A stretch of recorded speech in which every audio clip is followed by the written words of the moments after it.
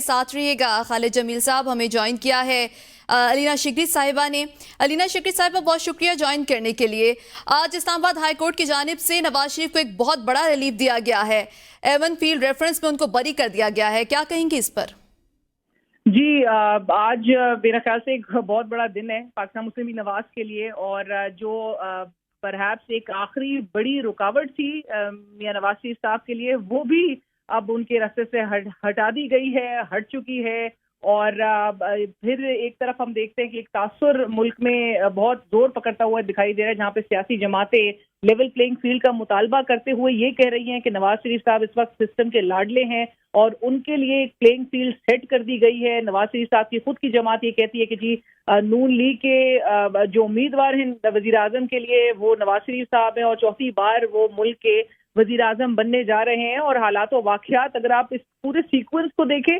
तो मेरे ख्याल से ये जो डॉट्स हैं वो लिंक करना बहुत मुश्किल नहीं होगा। हैरान कुन तौर पे आज जो नजर आ रहा है वो फ्लैगशिप रेफरेंस में एक तरफ तो हम देख रहे हैं कि नवाज शरीफ साहब को बरियत हुई है, लेकिन फ्लैगशिप रेफरेंस में जिसमें उनकी बरियत थी और नैब की जानिब से एक अपील की गई थी, वो अपील वापस ले ली गई है नैब की तरफ से। अब इस पर भी हैरानी होनी चाहिए या नहीं होनी चाहिए ये समझ नहीं आ रहा, क्योंकि नवाज शरीफ साहब बहरहाल उनको रिलीफ मिल रहा है और उनकी जमात कहती है,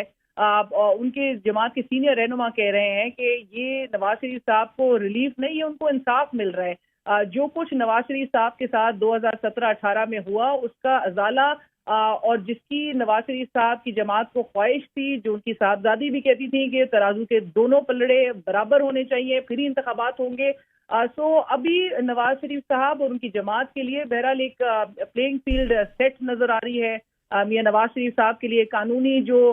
रुकावटें थी वो आहिस्ता आहिस्ता करके दूर भी दिखाई दे रही हैं। और आज जो एक आखिरी बड़ी रुकावट जिस तरह से मैंने कहा वो बहरहाल हटा दी गई। और आज ही के दिन उनके भाई ने भी ये बात कही थी कि एक लेवल प्लेइंग फील्ड का मतलब उनके लिए ये है कि नवाज शरीफ साहब अदालत में पेश होते हैं, शहबाज शरीफ साहब अदालत में पेश हो रहे हैं, ये उनके लिए एक लेवल प्लेइंग फील्ड है। सो बहरहाल ये एक बड़ा दिन है नून लीग के लिए और ये काफी एक सेलिब्रेट करने का दिन है। लेकिन दूसरी तरफ हम एक साबिक वजीर आजम को और उनकी पार्टी को एक निगरान सेटअप में जाते हुए देख रहे हैं, पाकिस्तान तहरीक इंसाफ को, जिन्होंने डिसाइड किया है कि इंट्रा पार्टी इंतखाबात अगरचे उनके रिजर्वेशन हैं इस इलेक्शन कमीशन ऑफ पाकिस्तान के फैसले से मुतालिक, और वो कहते हैं कि इलेक्शन कमीशन का फैसला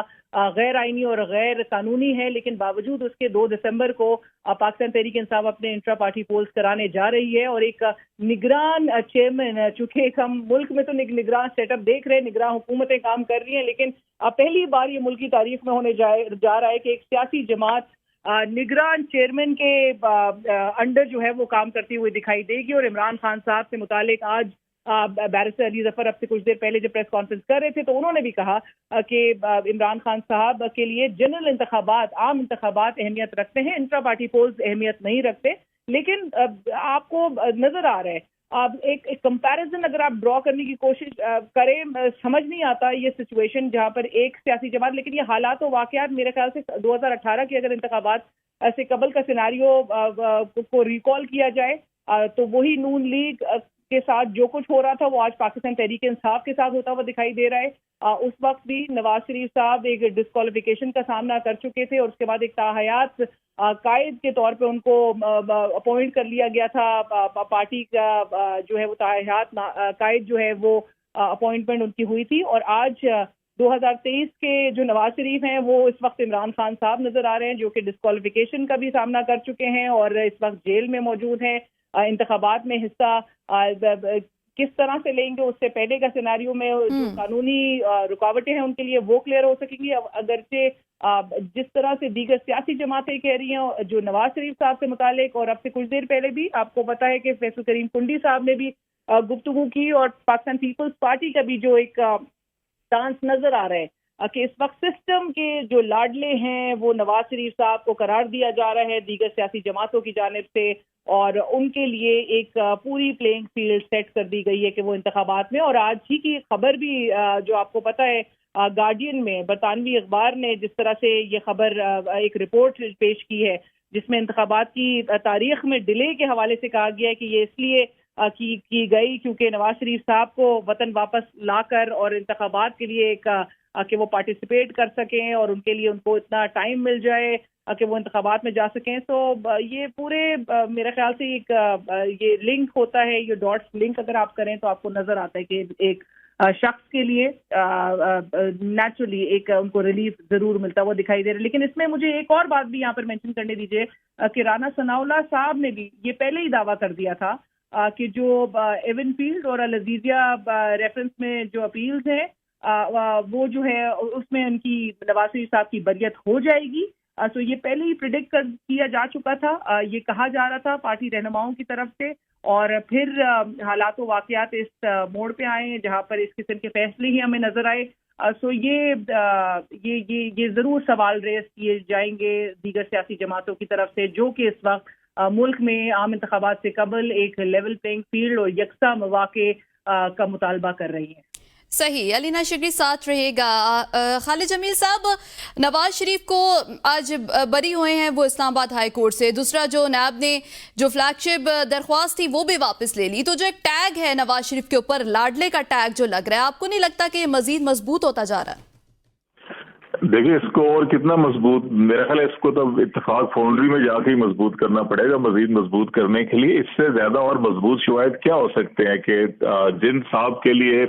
الیکشن لیٹ اس حد تک کیے گئے ہوں کہ ایک نہیں 2 بار آئین شکنی کی گئی, بلکہ 3 بار آئین شکنی کی گئی. پنجاب کے پی کے الیکشن آپ دیکھ لیں, آئین شکنی کی گئی. اس کے بعد سپریم کورٹ آف پاکستان نے بڑا واضح فیصلہ دیا پنجاب الیکشن کے بارے میں, اس کے باوجود آئین شکنی کی گئی. اور پھر ابھی جو ملک کے انتخابات 90 روز کے اندر ہونے تھے لیکن وہ 90 روز کے اندر نہیں ہوئے, اور ابھی فروری کی تاریخ دی گئی ہے.